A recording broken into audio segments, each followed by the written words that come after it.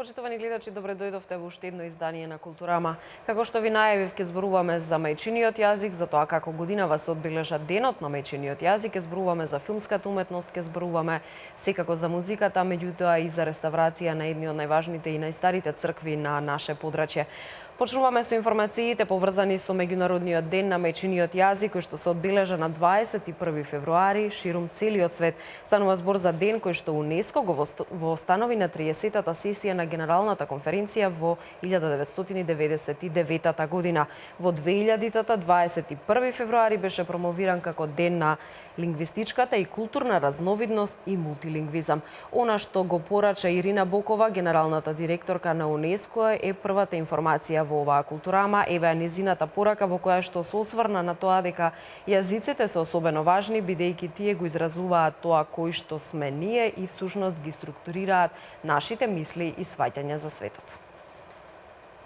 Не може да има автентичен диалог и ефикасна меѓународна соработка без почит кон јазичната разноликост, која отвора вистинско разбирање на културите.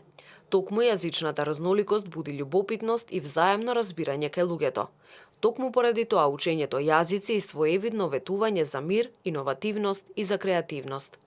Образованието и информирањето на мајчин јазик е суштински важно за подобрување на учењето и развивањето на самодовербата и себепочитувањето, кои се најважни за развојот. Ние сме јазични битија. Културите, идеите, чувствата, па дури и надежите за подобар свет до нас допираат на некој јазик. Тие јазици пренесуваат вредности и сваќања за светот кои го збогатуваат човештвото.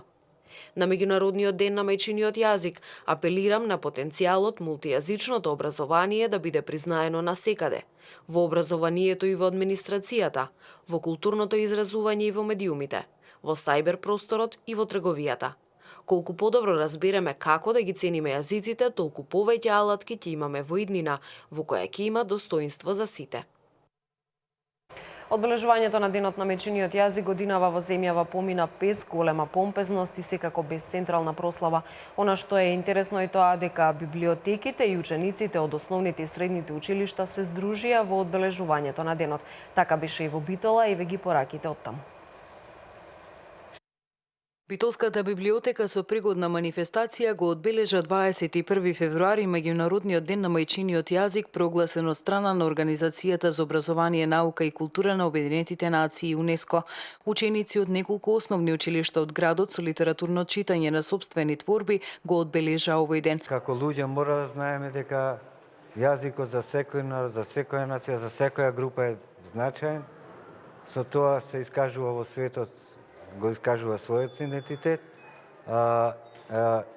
Јазиците во секој случај се за луѓето полесно да можат да комуницираат, да можат да разговараат меѓу себе, да се почитуваат повеќе. Тоа влијае во секој случај на културните збиднувања, на економски план, на социјален план, на било каков план во светот. Библиотеката располага со книги од скоро сите јазици кои се зборуваат во Република Македонија, а со тоа се допринесува во негувањето на мајчиниот јазик на националностите. Книги има на македонски, турски, албански, ромски, српски, хрватски, бошњачки јазик и други јазици. Од библиотеката истакнуваат дека јазикот е идентитетот и преку читање на делата од нашите автори, јазикот ќе го негуваме и тој ќе обстојува. Остануваме на тема Меѓународен ден на мајчиниот јазик. Интересна информација во продолжение која што се однесува на македонскиот јазик.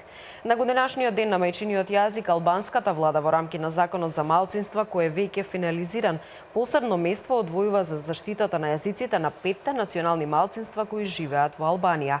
Според изјава за МИА, председателот на Македонското друштво Илинден од Тирана, Никола Ѓурѓеј, законот е готов и треба да биде доставен до парламентот за усвојување. Албанската државна радиотелевизија веќе се подготвува да почне со емитување на емисии на 5 јазика на малцинските заедници, поточно на македонската, грчката, српско-црногорската, влашката и ромско-египјанската.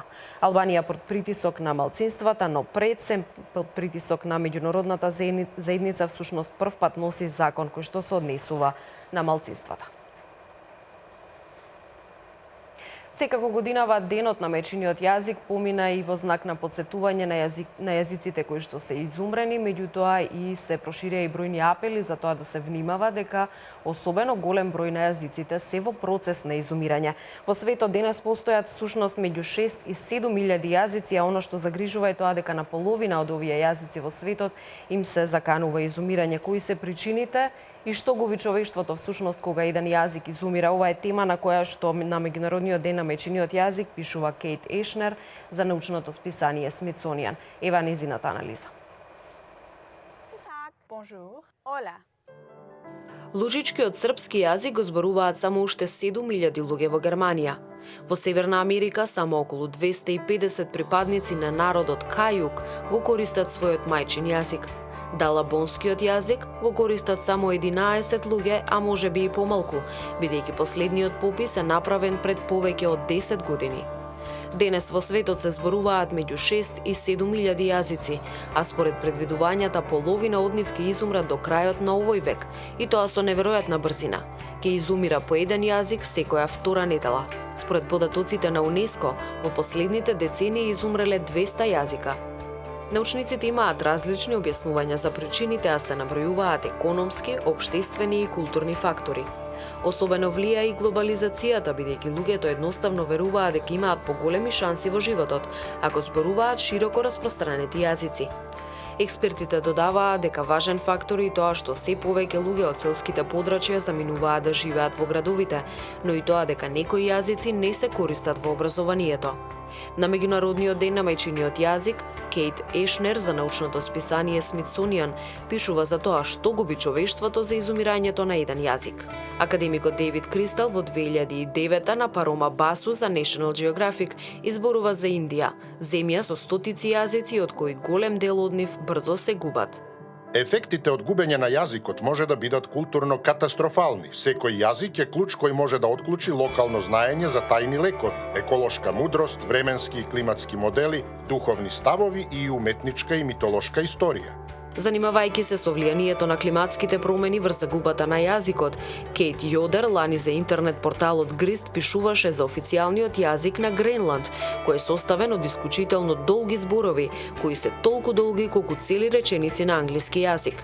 На Гренланд, например, имаат неверојатно многу зборови за различни видови ветер, кои за жал изумираат пред лингвистите да добијат шанса да ги истражат. Загубата на јазикот се забрзува со преселбата на луѓето во повеќе централни сигурни земји, кога нивната земја е под закана на силни бури, пораст на морското ниво, суши и други работи предизвикани од климатските промени. Кога луѓето ќе се населат на ново место, почнуваат нов живот, нова средина, нови култури и традиции и нов јазик. Според преведувачката Ненси Ривенбург, загрижува тоа што денешната загуба на јазикот е поинаква од претходно. Порано јазиците исчезнувале и се раѓале одново, но во сето тоа имало лингвистичка рамнотежа, нешто што денес го нема.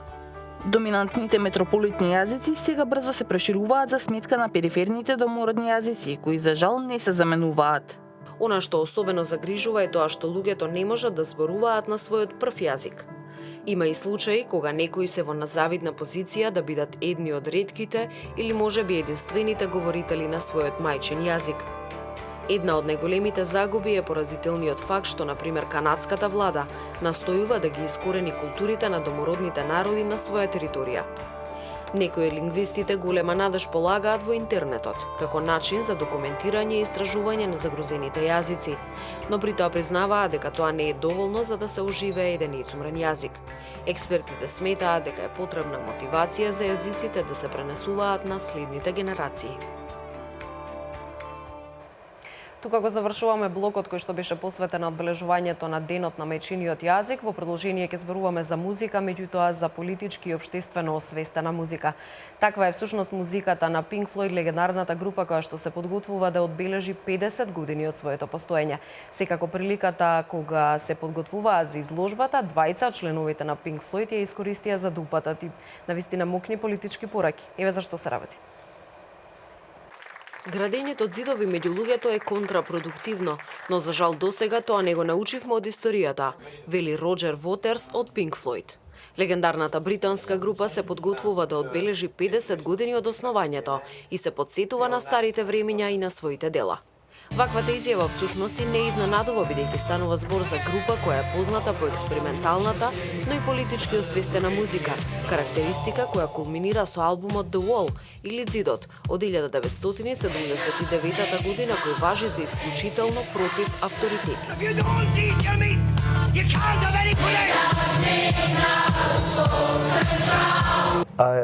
The building of walls between nations and between religions and between races. Градењето од зидови меѓу нациите и религиите, меѓу расите и луѓето со различни верувања, е без исклучок контрапродуктивно. За жал, досега не успеавме да сватиме дека не треба да си создаваме непријатели. Историјата ни покажала дека многу ефикасен начин за добивање контрола врз група луѓе е доколку некој им го представите како непријател и потоа им напоменете дека доколку ве следат, ќе бидат заштитени од непријателот. Тој менталитет базиран на ние и тие им е многу удобен на потенцијалните демагози и деспоти. Токму тоа го прави Трамп. Според неговиот колега Ник Мейсон, денешното време не е лесно за политички и општествено освестени музичари, но секое време за жал е прикладно за албумот The Wall. It's been rather horribly devalued. It's very difficult to make a living at it.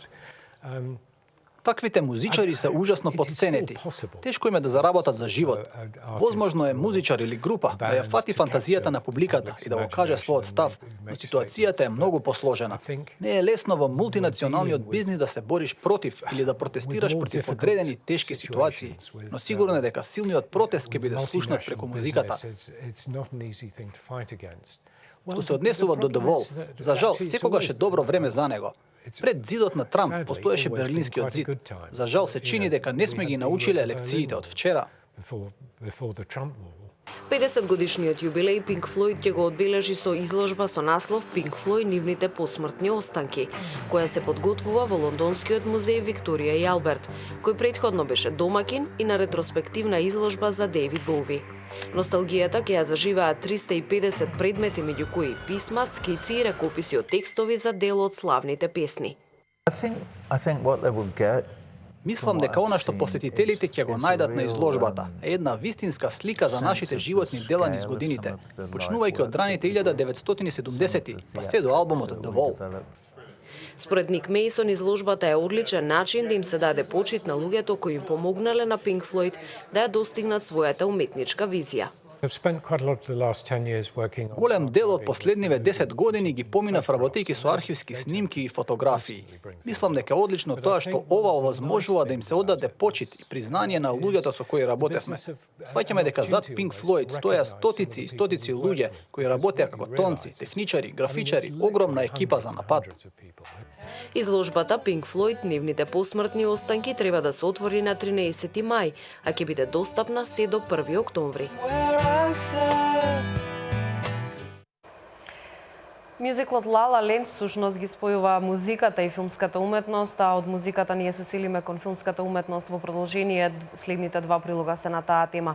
Во недела се одржува доделувањето на Оскарите за оваа година. Тоа што е интересно, на 89-тите Оскари најмногу номинации има филмот кој што го споменав, дури 14 бројка, која што досега е успеале да ја достигнат само Титаник во 97-та и се во врска со Ева во 1950-та година.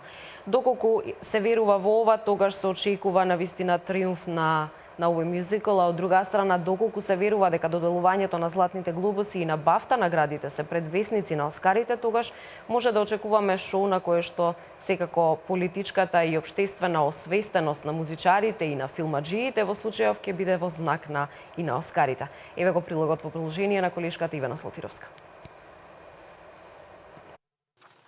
Во сенката на политиката, но во глобални рамки, се одвива борба за уметничката слобода. Ситуацијата е многу поитна од таа во 50-тите, апелираше шефицата на организацијата на Оскарите, споредувајќи ја со антикомунистичката црна листа на забавната индустрија. Шерил Бунайзек пред 165 номинирани повика на разновидност и слобода на изразување. Со номинациите вие сте дел од заедница стара речиси еден век, која не е само на Холивуд или само на Америка, туку е глобална. Исполнета е со домашни и странски раскажувачи и секој ден станува се поинклузивна и разновидна. Во салата во Беверли Хилс беа забележливи празни столчиња. Иранскиот режисер Азгар Фархади и актерката Таране Алидусти, која глуми во неговиот филм Продавачот, номиниран за престижната награда, ќе ги бойкотираат Оскарите во протест против забраната на претседателот Доналд Трамп за патување на иранците и државјаните на уште 6 муслимански земји. Ајзек не ги спомена законските ограничувања, но порача дека не треба да се поставуваат бариери пред уметноста. Уметноста нема граници, нема јазик и не и припаѓа на само една вера. Не, моќта на уметноста е да ги надмине сите и силните општества не ја цензурираат уметноста, туку ја слават.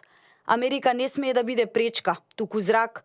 Стоиме во поддршка на уметниците низ светот, за да им се спротивставиме на тие што пробуваат да ни ограничат слободата на изразување.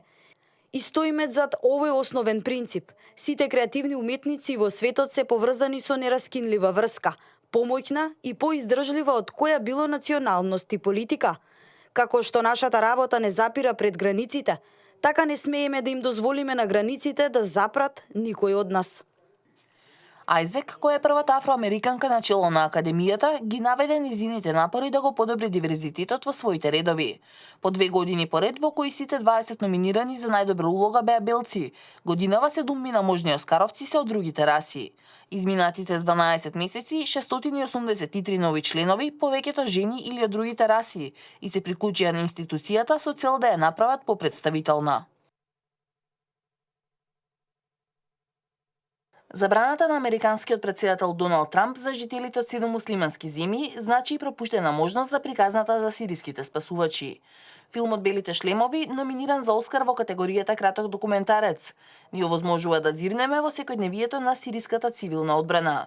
Но двајца од авторите, основачот на волонтерската група и младиот спасувач кој ги снимаше сцените за документарецот, нема да може да дојдат на церемонијата бидејќи нивната земја е на црната листа.